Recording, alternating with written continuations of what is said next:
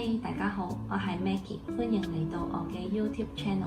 今次會同大家一齊整一個籃，方便收納唔同形狀嘅物件。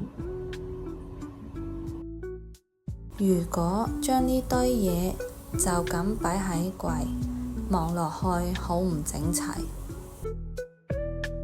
出邊有賣好多唔同款式嘅籃，現成有現成嘅好，但係我就 prefer 自己整，因為可以揀自己鍾意嘅質地，同埋嗰個尺寸可以自己決定要幾大。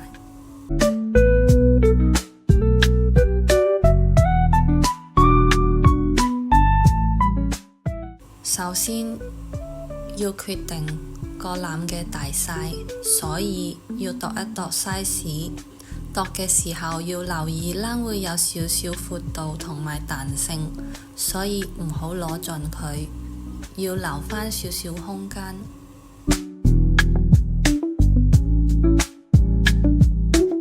有齊晒 size 之後，就可以開始揀籃。揀籃嘅時候可以揀啲比較粗，同埋手感摸落去係滑面嘅，千祈唔好揀麻繩嘅質地，因為麻繩嘅質地係有啲鞋，做下手就會開始覺得攰，甚至乎會覺得痛。我今次就揀咗呢一隻 T-shirt 印嚟整。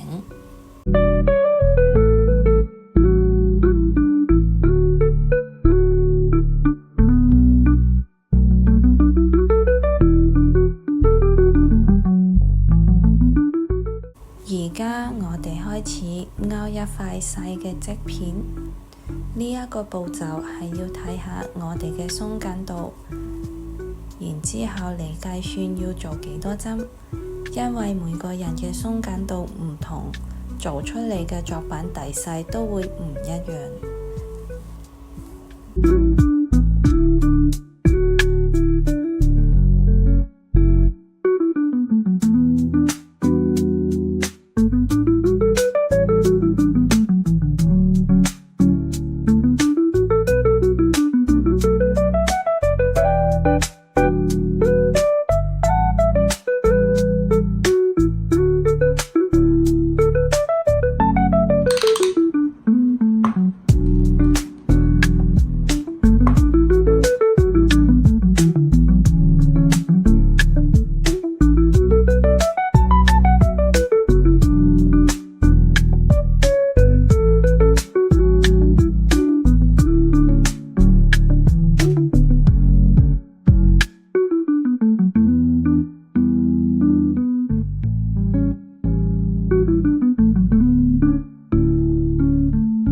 計好咗啲針數之後，我哋而家就可以開始勾啦。